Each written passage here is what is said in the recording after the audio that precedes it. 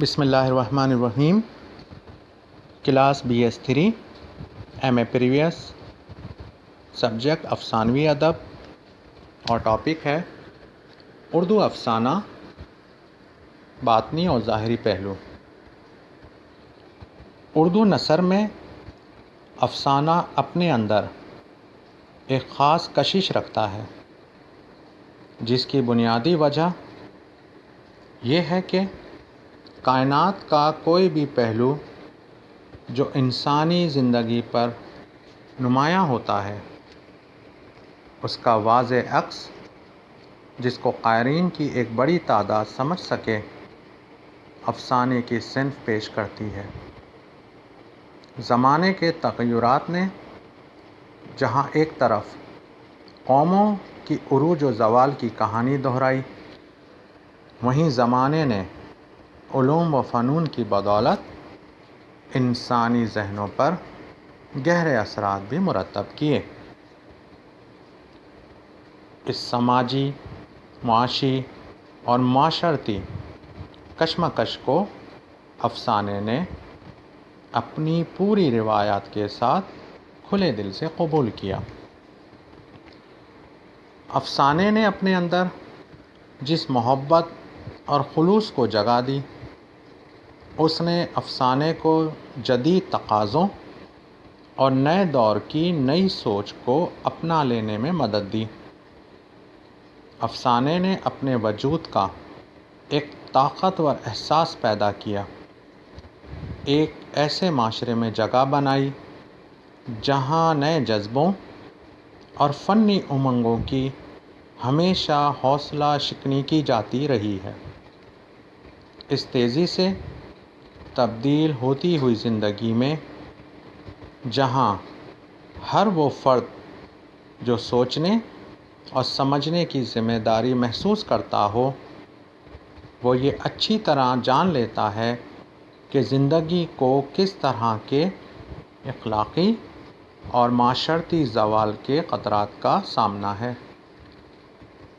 سماج کی زب و حالی سے پریشان افراد جس طرح کا سکون و اطمینان چاہتے ہیں اور جس گوشۂ عافیت کی تلاش میں ہر وقت سرگرداں رہتے ہیں، اردو افسانے نے انسان کے ایسے جذبات اور اس میں چھپی ہوئی فطرت کی روح کو بہت ہی خوبی سے نہ صرف نبھایا، بلکہ ایک ایسی فضا بھی مہیا کی کہ جہاں ثقافت کی لہر بھی موجود تھی۔ شاید اس کی ایک بنیادی وجہ یہ بھی ہے کہ ہمارے اردو کے افسانہ نگاروں کے ہاں نہ صرف اپنے عہد کا گہرا ادراک تھا، بلکہ وہ انسان دوستی اور تعمیری سوچ کے مالک بھی تھے۔ انہی اثرات نے معاشرے کو غور و فکر کے ساتھ ساتھ حوصلہ بھی دیا، کیونکہ یہی زندگی کا ایک بنیادی جز ہے۔ اردو افسانے کا ارتقائی عمل ہمیشہ سے جاری و ساری رہا ہے۔ بدلتے ہوئے حالات نے دکھ اور درد کے ساتھ ساتھ کچھ اچھی امیدوں کی کرنیں بھی پیدا کیں۔ پریم چند کے دور سے شروع ہونے والا شعوری سفر مختلف اشکال تبدیل کرتا ہوا آج تک جاری ہے۔ پریم چند اپنے افسانے میں کہتے ہیں، افسانے کا نام ہے پنگاس میں دار۔ وہ کہتے ہیں، میں ایشور کا بہت شکر گزار ہوں کہ مجھے اس گاؤں کے لیے جن آدمیوں کی تلاش تھی وہ لوگ مل گئے۔ آپ کو یہ تو معلوم ہی ہوگا کہ یہ گاؤں کئی بار اجڑا اور کئی بار بسا ہے۔ اس کا سبب یہی تھا، وہ لوگ میرے معیار پر پورے نہ اترتے تھے۔ میں ان کا دشمن نہیں تھا، لیکن میری دلی آرزو یہ تھی کہ اس گاؤں میں وہ لوگ آباد ہوں جو ظلم و ستم کا مردوں کی طرح سامنا کریں، جو اپنے حقوق اور رعایتوں کی مردوں کی طرح حفاظت کریں، جو حکومت کے غلام نہ ہوں، جو رعب اور اختیار کی نگاہ تیز دیکھ کر بچوں کی طرح خوف سے سہم نہ جائیں۔ مجھے اطمینان ہے کہ آپ ناموافق ہواؤں اور متلاطم موجوں کا کامیابی سے مقابلہ کریں گے۔ میں آج اس گاؤں سے دستبردار ہوتا ہوں۔ آج سے یہ آپ کی ملکیت ہے۔ آپ ہی اس کے زمیندار اور مختار ہیں۔ ایشور سے میری یہی دعا ہے کہ آپ پھولیں پھلیں اور سرسبز ہوں۔ افسانے نے انسانی نفسیات کی شعوری سطح کو نہ صرف بہت خوبی سے سمجھا بلکہ زندگی اور فطرت کے تقاضوں کو بھی مد نظر رکھا۔ جس طرح انسان بعض اوقات غیر فطری مظاہر میں نظر آتا ہے لیکن پھر بھی سماجی دائرے سے کبھی باہر نہیں نکل سکتا، اسی طرح افسانہ بھی بعض اوقات ہمیں سماج سے نکلتا ہوا ضرور نظر آیا لیکن اس کا کوئی نہ کوئی جز ہمیشہ سماج کے کسی بندھن سے بندھا ہوا ضرور محسوس ہوا۔ افسانے نے انسانی زندگی کے ایک ایک جز کو نہ صرف تلاش کیا بلکہ انسانی زندگی میں کہیں خوشگوار اور کہیں دکھ اور اداسی کے لمحات کو شامل حال بھی رکھا۔ زندگی کے تلخ تجربات فرد کو بعض اوقات تخیل پرست بنا دیتے ہیں اور اس تخیل پرستی کے سفر میں فرد آہستہ آہستہ بڑھتا رہتا ہے۔ یوں وہ زمانے کے ارتقاء میں اپنا حصہ ادا کرتا چلا جاتا ہے۔ اس حصے میں جہاں ایک طرف سماجی فکر اور مذہب کے دائروں کا بکھرنا ہوتا ہے تو دوسری طرف قومیت کا عنصر بھی بکھرتا رہتا ہے۔ اس سارے عمل میں حاضر کا تجربہ فرد کے شعور کو ایک تخلیق کا درجہ دیتا ہے۔ اردو افسانے نے تخلیق کے اس سفر میں حقیقت کے موسموں کے بدلنے کا بیان اور اس سے وابستہ امیدوں کو خوش اسلوبی سے پیش کیا بلکہ انسانی سوچ کی بڑھتی ہوئی شعوری سطح کو بھی قبول کیا۔ انسان کی جبلت اور فطری زندگی کو افسانے نے ہمیشہ پذیرائی بخشی۔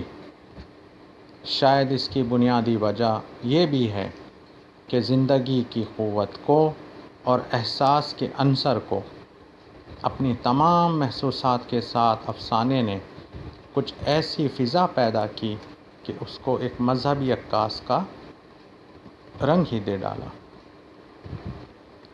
انسان کی نفسیاتی کیفیات غیر معمولی لہروں کو جنم دیتی ہیں۔ ان لہروں میں اظہاریت کا عمل دخل ہوتا ہے۔ اب یہ فرد پر منحصر ہوتا ہے کہ وہ اپنی قوت ارادی کی بدولت کتنا اثر قبول کرتا ہے۔ اردو افسانے نے نہ صرف قوت ارادی کو ایک کردار دیا بلکہ فرد پر پڑنے والے اثرات کو بھی نہایت خوبی سے اور غیر محسوس طریقے سے ایک ایک جز کے ساتھ الگ الگ رکھتے ہوئے اثرات زندگی کو دکھایا۔ اردو افسانے نے معاشرے کے سماجی معاملات اور روحانی و جذباتی احساسات کو واقعات یا پھر ہم یوں کہہ سکتے ہیں کہ وقت سے ہم آہنگ کیا۔ اس کا ایک مثبت تصور ہمارے سامنے آیا جس نے فرد کی سوچ کو مضبوط ترین حقائق سے منسلک کیا۔ انسان کی باطنی خواہشات اور داخلی میلانات میں اکثر کشمکش کا عنصر حاوی رہتا ہے۔ اس کی بنیادی وجہ ایک یہ بھی ہے کہ روحانیت اور مادیت کے عناصر اکثر اپنا توازن کھو بیٹھتے ہیں۔ ایسی صورتحال انسان کے اندر جسمانی اور روحانی لحاظ سے بگاڑ کا باعث بنتی ہے۔ یہ تمام عوامل معاشرہ اور قوم پر کس طرح اثر انداز ہوتے ہیں اور زوال کے کون کون سے مراحل طے کرتے چلے جاتے ہیں۔ ساتھ ساتھ وقت کی لہریں اس تمام صورتحال کو کہاں لے جاتی ہیں۔ اردو افسانے نے اپنی پوری وسعت اور جامعیت سے اس صورتحال کا نہ صرف ادراک رکھا بلکہ ایک مؤثر پیرائے میں اسے پیش بھی کیا۔ انجم عثمانی اپنے افسانہ ایک ہاتھ کا آدمی میں کچھ ایسی ہی صورتحال کی وضاحت کرتے ہیں۔ ایک دن وہ آئے گا جب برے کام کا انجام دینے والے اپنے اعمال کی تفصیل بائیں ہاتھ میں لیے ایک طرف ہوں گے اور نیک کام انجام دینے والے اپنے اعمال کی تفصیل دائیں ہاتھ میں لیے دوسری طرف، اور تب سورج بائیں ہاتھ والوں کے عین سر پر سوا نیزے پر ہوگا۔ دماغ کھولتی ہنڈیا کی طرح گرم ہوں گے، نفوس ایک دوسرے سے اس طرح بے پرواہ ہوں گے کہ ماں باپ اولاد کو، اولاد ماں باپ کو پہچاننے سے انکار کر دے گی اور دائیں ہاتھ والے بائیں ہاتھ والوں کی طرف پلٹ کر نہ دیکھیں گے۔ اردو افسانے نے سماجی فکر، مذہب اور قومیت میں شامل دائروں کو توڑتی ہوئی جدوجہد اور پھر ان سے حاصل ہونے والے شعور کو ایک نئی قدر عطا کی۔ زندگی کے رازوں کو کچھ ایسے ظاہر کیا کہ امیدیں اور خوشیاں انسان کا مذہب بن گئے۔ یہ درست ہے کہ دکھ اور درد میں محسوسات اور جذبات کا عمل دخل کچھ زیادہ ہوتا ہے، لیکن پھر بھی سماج کو انسان کے لیے بہتر بنایا اور حقوق سے محروم انسان کو ظلمت سے نجات دلانے کی جنگ میں افسانے نے اپنا کردار بہت خوبی سے ادا کیا۔ ہمارا معاشرہ اگرچہ قدامت پرست ہے، اسی لیے افسانے نے سماج میں پائی جانے والی تفریق کو دکھ کی نگاہ سے دیکھا۔ پریم چند اپنے افسانے صرف ایک آواز میں لکھتے ہیں،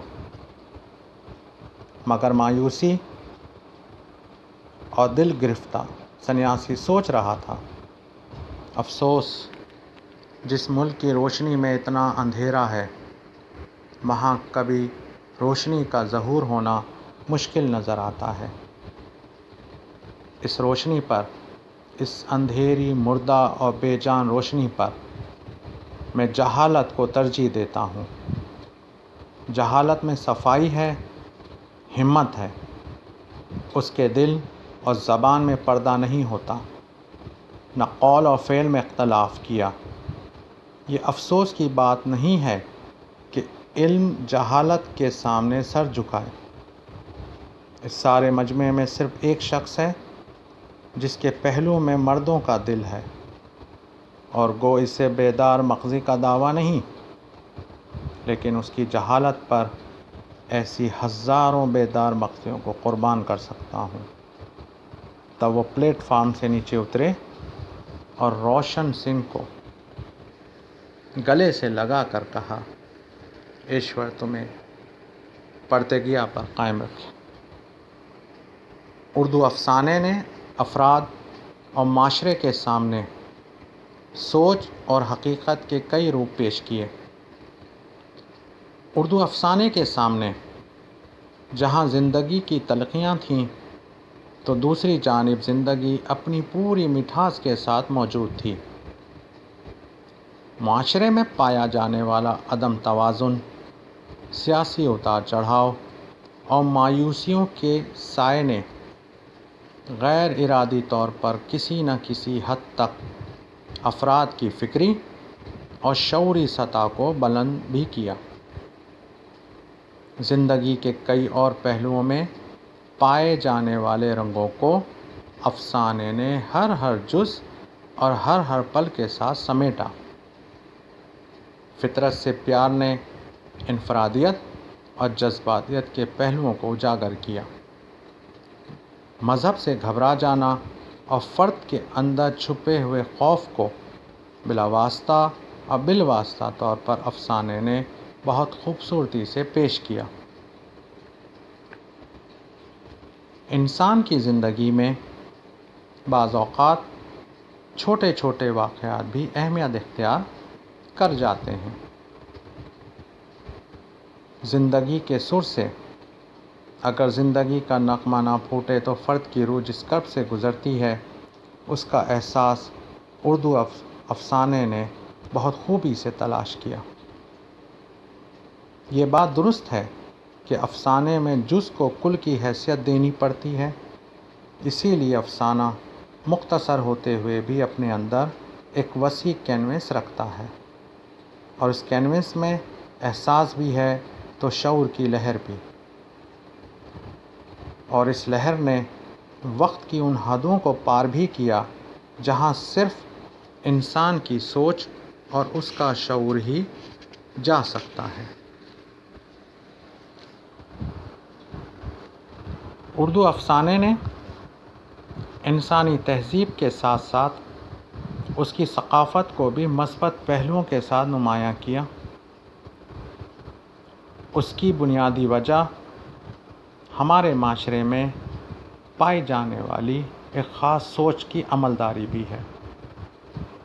معاشرے میں موجود حقیقتوں نے نئے نئے تصورات اور نئے نئے امکانات کو پیدا کیا۔ فرد کی نفسیات اور سماجی رویوں کے احساسات نے انسان کو نئے اصول و ضوابط اختیار کرنے پر مجبور کیا۔ افسانوں کے درمیان رشتوں کی دھندلاہٹ نے کچھ عجیب معنی بھی پہنائے۔